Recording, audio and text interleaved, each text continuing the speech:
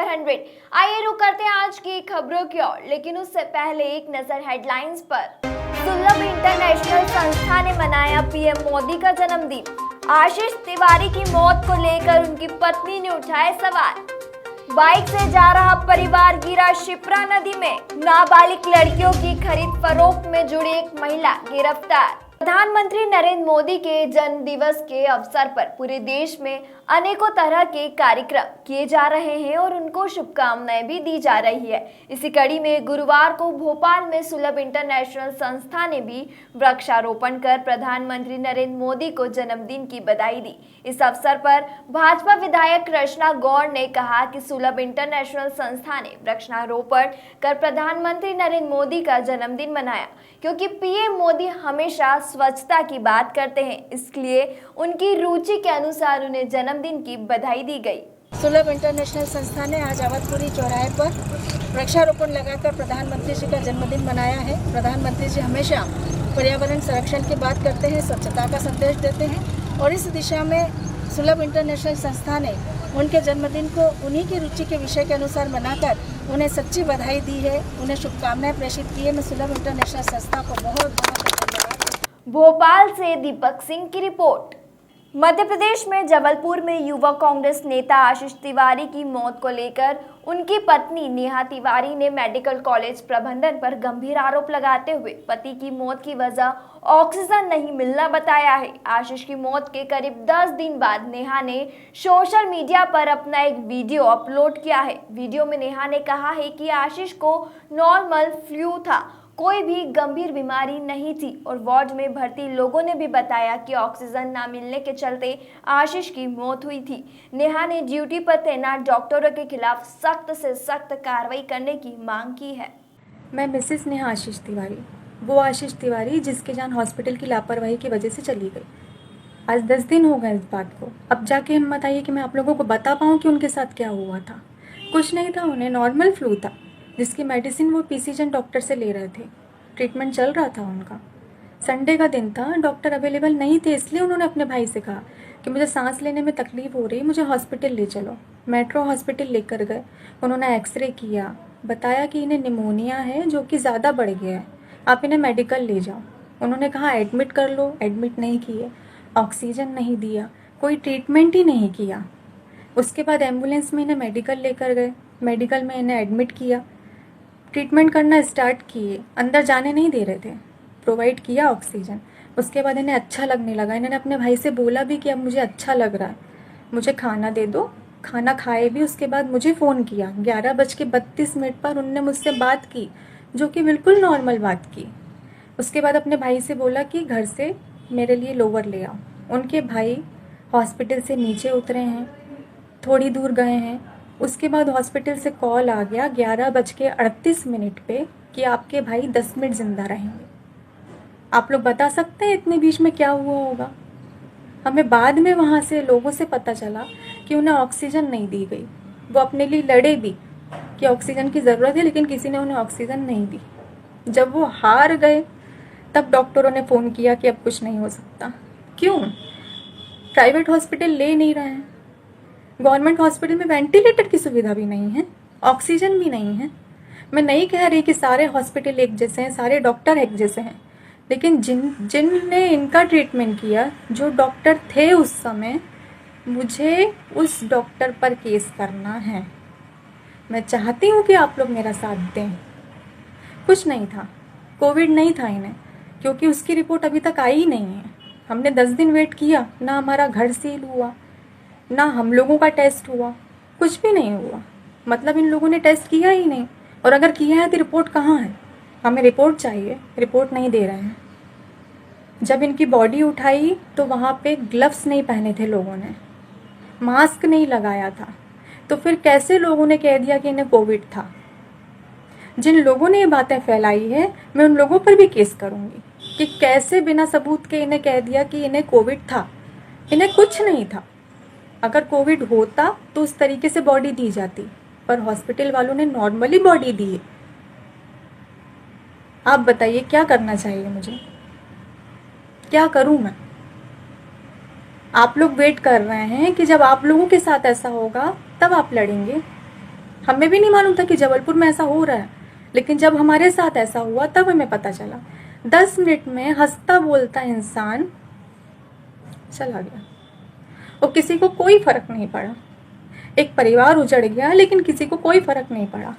हम लड़ रहे हैं, हमें सपोर्ट की ज़रूरत है, हमें जस्टिस चाहिए। आशीष तिवारी सबके लिए लड़ते थे, लेकिन आज उनके लिए अगर कोई खड़ा नहीं हुआ तो मैं अपने आप को माफ़ नहीं कर पाऊंगी।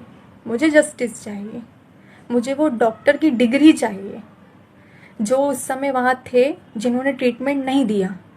कुछ डॉक्टर हैं जिनका ईमान जिंदा है, ईमानदारी से काम कर रहे हैं, लेकिन मेडिकल कॉलेज में अभी ऐसा नहीं है।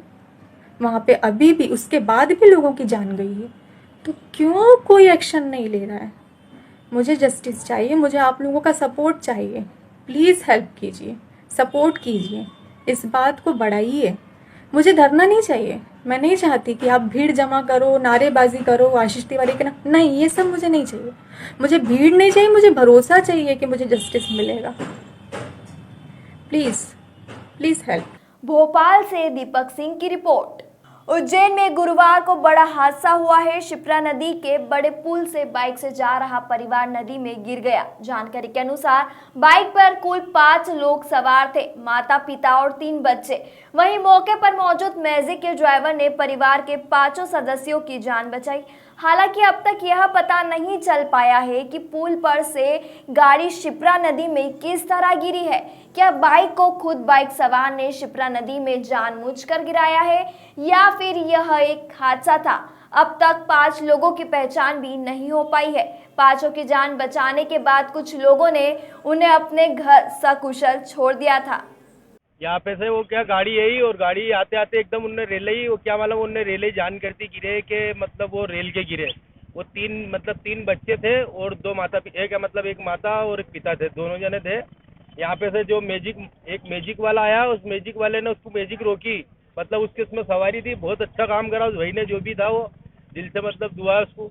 उसने यहाँ की जैसे उतर के भागता गया और भाग के उनने कूद के, उनने जो बच्चे के थे उनको, तीनों माता और 3 बच्चों को उसी ने बचाए।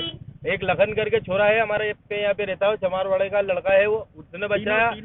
और एक मेहरुद्दीन के छोरा है, मतलब अजहर नाम है उसका, मेहरुद्दीन भाई का छोरा अजहर, उसने भी यहाँ पे से पुल पे से कूद के उस लड़की को। कौन सी गाड़ी पे सवार थे और कैसे गिरे? CD 100 गाड़ी थी शायद, वो जो उसका बता रहा था कि CD 100 गाड़ी। तो गाड़ी को निकाल ली कि गाड़ी तो अभी अंदर ही है, गाड़ी को तो इतने पानी में कोई भी निकाल सकता है।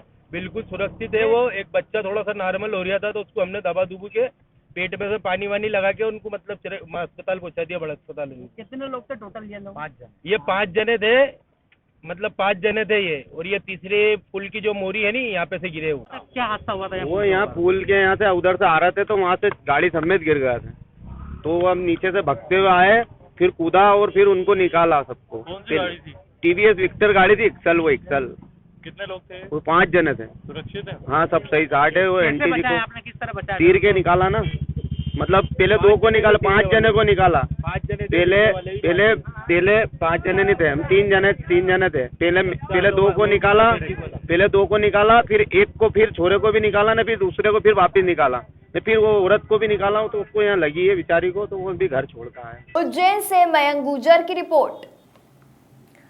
ग्वालियर में अवैध मामले अपनी चरम पर है। ऐसे में क्राइम ब्रांच पुलिस भी एक्शन मोड में है। ऐसे में ग्वालियर की क्राइम ब्रांच पुलिस ने एक ऐसी महिला को गिरफ्तार किया है जो मानव तस्करी और नाबालिग लड़कियों की खरीद फरोख्त में जुड़ी हुई थी। इस महिला पर ग्वालियर शहर में 2 थाना क्षेत्रों की लड़कियां गायब करने का आरोप है। इन लड़कियों को कुछ समय पहले पुलिस ने अलग अलग शहरों से बरामद किया था, लेकिन अभियुक्ता अरुणा और बबली पुलिस के हत्थे नहीं चढ़ी थी। क्राइम ब्रांच पुलिस को मुखबिर की सूचना मिली थी कि बबली और अरुणा ग्वालियर स्टेशन के पास देखी गई है। इस सूचना पर पुलिस ने उसे घेराबंदी कर पकड़ लिया है। फिलहाल अरुणा की ही गिरफ्तारी हो सकी है। पुलिस को शक है कि इस गिरोह में कई लोग भी शामिल है। पूछताछ में कुछ और खुलासा हो सकता है, इसका अनुमान लगाया जा रहा है। एक महिला पकड़ी ये पुलिस अधीक्षक ग्वालियर श्री अमित सांघवी साहब के नेतृत्व में जो कार्रवाई चल रही है लगातार ग्वालियर शहर में, उसी कड़ी में आज एक क्राइम ब्रांच को सफलता मिली है। इसमें एक महिला आरोपी है बबली और अरुणा गौतम जो अम्बाला की रहने वाली है, उसको क्राइम ब्रांच ने अरेस्ट किया है।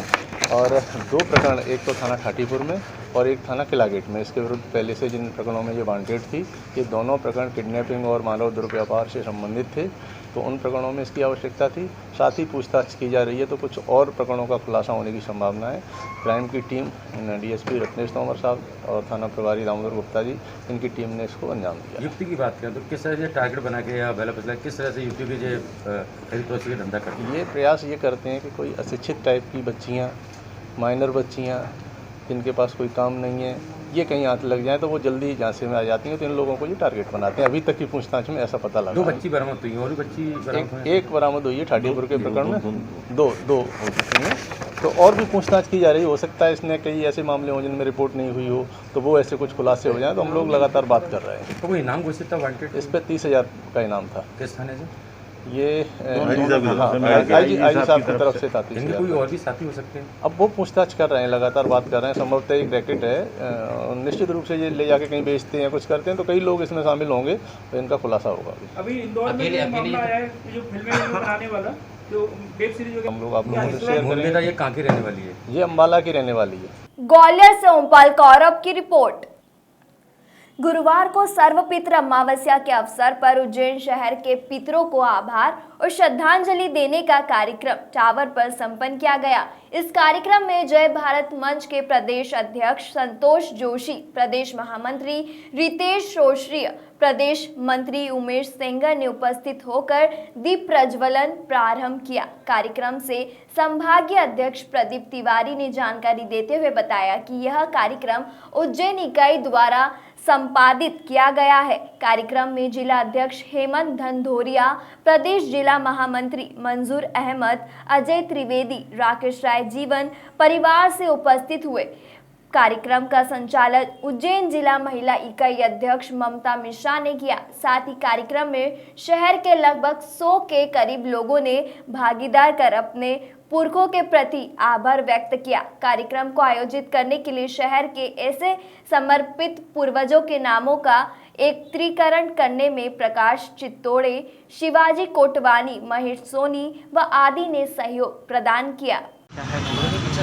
जय भारत मंच की उज्जैन इकाई ने प्रदेश इकाई और राष्ट्रीय इकाई के आह्वान पर यह कार्यक्रम आयोजित किया है। समाज में हम अपने पुरखों को और उनके योगदान को विस्मृत करते जा रहे हैं, तो कहीं ना कहीं नई पीढ़ी को हमारे पूर्वजों के बारे में जानकारी हो, वो उनका सम्मान करें, उनके प्रति आभार व्यक्त करें, उनके प्रति कृतज्ञ हो। इसलिए ये कार्यक्रम आयोजित किया गया है। हम हमारे पूर्वजों के, उज्जैन के जो पूर्वज हैं जिसमें स्वतंत्रता संग्राम सेनानी, मीसाबंदी एवं शहीद हुए, बॉर्डर पे जो शहीद हुए, वो ऐसे सभी लोगों का आज यहाँ पर हम आभार प्रदर्शन कर रहे हैं, उन्हें श्रद्धांजलि दे रहे हैं दीप प्रज्वलित करके। क्या नाम है आपका? रितेश श्रोत्रिय, जय भारत मंच प्रदेश महामंत्री। उज्जैन से मयंक गुर्जर की रिपोर्ट। अभी के लिए बस इतना ही। बाकी हर खबर, हर अपडेट के लिए बने रहे खबर 100 के साथ, जनता की बुलंद आवाज।